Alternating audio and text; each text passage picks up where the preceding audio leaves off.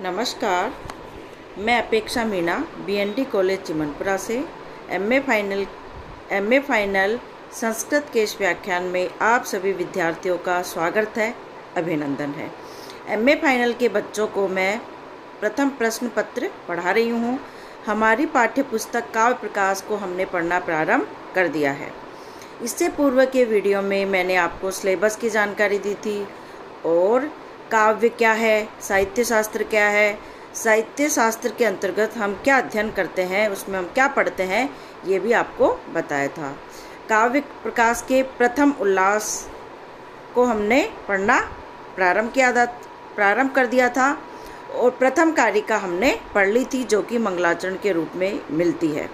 आज हम दूसरी कारिका का अध्ययन करना प्रारंभ करते हैं। देखिए,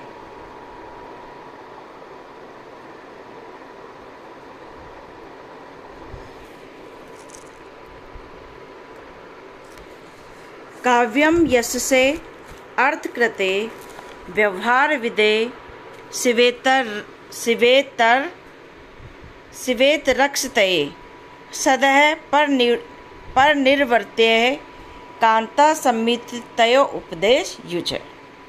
काव्यम यस्य अर्थकृते व्यवहार विदे शिवेतरक्षतये सदः परनिर्वर्त्य कांता संमितयो उपदेश युजे।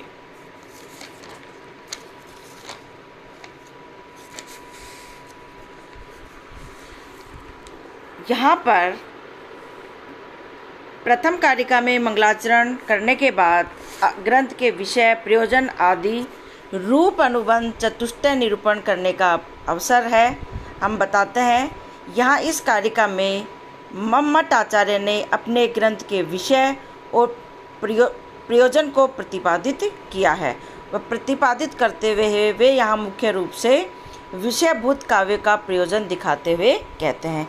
यहाँ पर काव्य का प्रयोजन बताते हुए कहा जा रहा है, काव्यम यस्य अर्थकृते व्यवहार विदे शिवेतरक्षतये सदः परनिर्वर्त्य कांता संमितयो उपदेश युजे।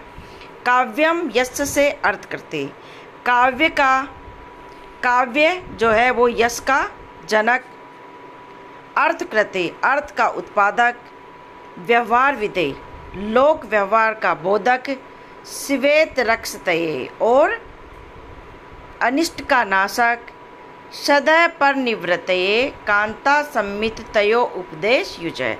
सदैव परनिर्वर्त्य और सदैव तुरंत ही, पढ़ने के साथ ही सदैव परम आनंद को देने वाला और कांता संमितयो उपदेश युजय और स्त्री के समान उपदेश करने वाला होता है।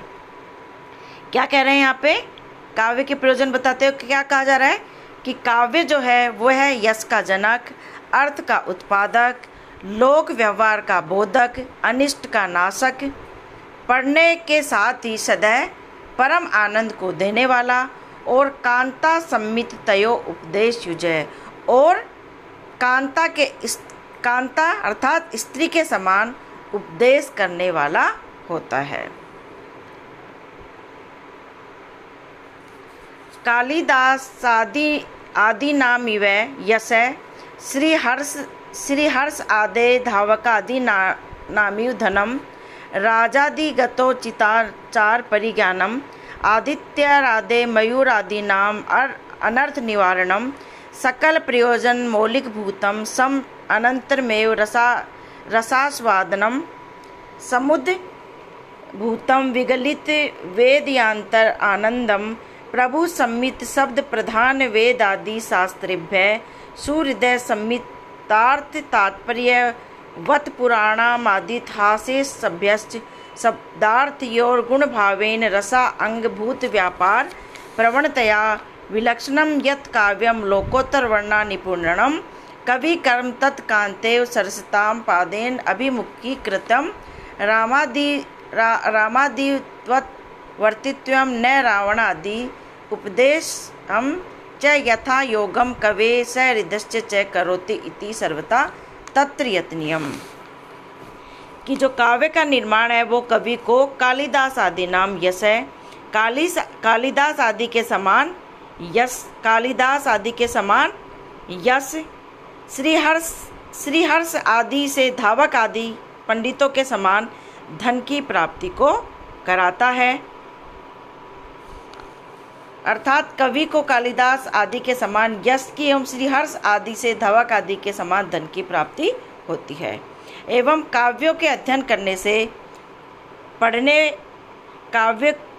काव्यों के अध्ययन करने से पढ़ने वालों को राजा आदि के साथ अन्य लोगों के व्यवहार को पढ़ने या नाटक में देखने के द्वारा राजा आदि के साथ किए जाने योग्य आचार का परिज्ञान भी कराता है, आचार का परिज्ञान कराता है। इसी प्रकार काव्य निर्माण सूर्य आदि की स्तुति एवं मयूर आदि के कुष्ठ निवारण के समान, सूर्य आदि की स्तुति से मयूर कवि आदि के कुष्ठ निवारण के समान अनर्थ का निवारण भी काव्य करता है। और इन समस्त प्रयोजनों में जो मुख्य है सदैव परिनिवृत्ति, काव्य के पढ़ने या सुनने के बाद तुरंत ही रस के आस्वादन से समुत्पन्न और अन्य सब विषयों के परिज्ञान से शून्य परम आनंद की अनुभूति तथा राजा की आज्ञा के समान व्यापार की प्रधानता के द्वारा वेद, शास्त्र, पुराण, इतिहास आदि से विलक्षण जो लोकोत्तर वर्णन शैली में निपुण कवि का कर्म काव्य है एवं स्त्री के समान सरसता के साथ राम आदि के समान आचरण करना चाहिए, रावण आदि के समान नहीं। च यथा योग्यम कवे, यह यथा योग्य उपदेश सहृदश्च कवे सहृदश्च कवि तथा सहृदय पाठक आदि दोनों को ही कराता है। सर्वथा तत्र यत्नियम, इसलिए काव्य की रचना तथा उसके अध्ययन में अवश्य प्रयत्न करना चाहिए। यहाँ पर कवि हमें बोल रहे हैं कि काव्य के क्या क्या प्रयोजन काव्य का प्रयोजन बताते हुए यहाँ कहा जा रहा है कि काव्य यश का जनक, अर्थ का उत्पादक, लोक व्यवहार का बोधक। अर्थात काव्य को पढ़ने से लोक में किस प्रकार का व्यवहार करना चाहिए यह भी हमें पता चलता है। काव्य अनिष्ट का नाशक, पढ़ने के साथ ही तुरंत प्रभाव से परम आनंद को देने वाला और स्त्री के समान उपदेश प्रदान करने वाला होता है।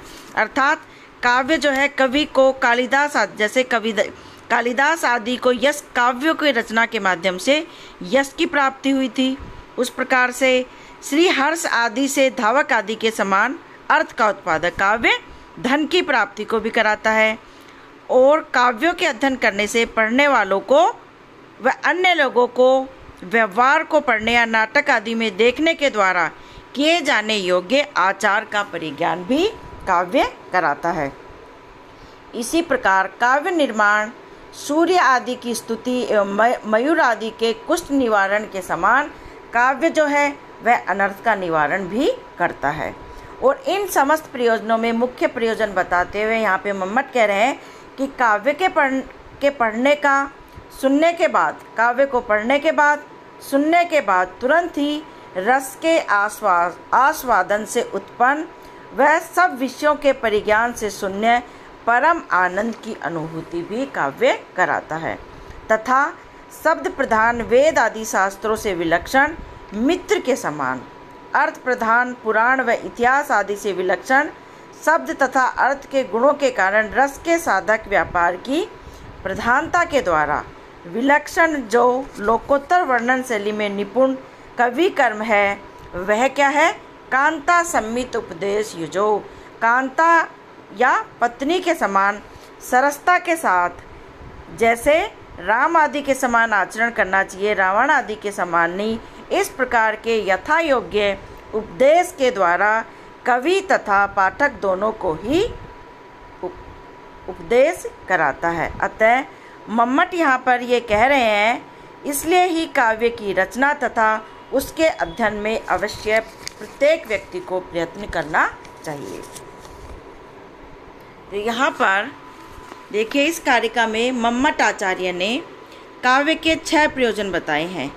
काव्य के प्रयोजनों में यश, धन आदि अन्य प्रयोजनों के साथ साथ कर्तव्य अकर्तव्य का उपदेश करना भी एक मुख्य प्रयोजन बताया गया है।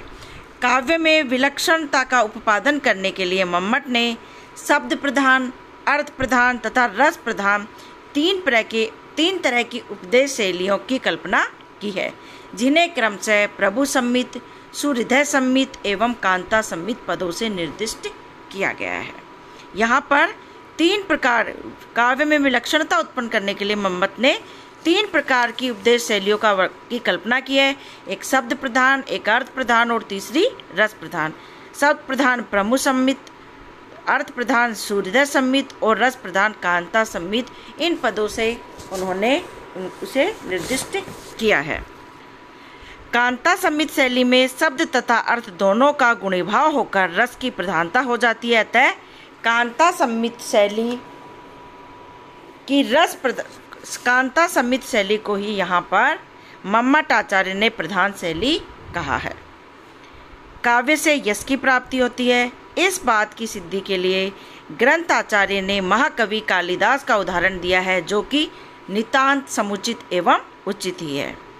अलौकिक आनंद अनुभूति को मम्मट ने काव्य का अलौकिक आनंद की अनुभूति को ही मम्मट आचार्य ने काव्य का सबसे मुख्य प्रयोजन यहाँ पर बताया है। इसी क्रम में प्रयोजनों में ही शिवेतर रक्षति अर्थात अमंगल का निवारण भी काव्य का एक प्रयोजन बतलाया गया है। इस प्रकार अन्य विद्वानों ने भी, अन्य आचार्यों ने भी काव्य के अनेकानेक प्रयोजन बताए हैं। संक्षिप्त में मैं आपको बता रही हूँ थोड़ा सा कि वामन आचार्य ने काव्य के केवल 2 ही प्रयोजन माने हैं, एक कीर्ति, दूसरा प्रीति या आनंद।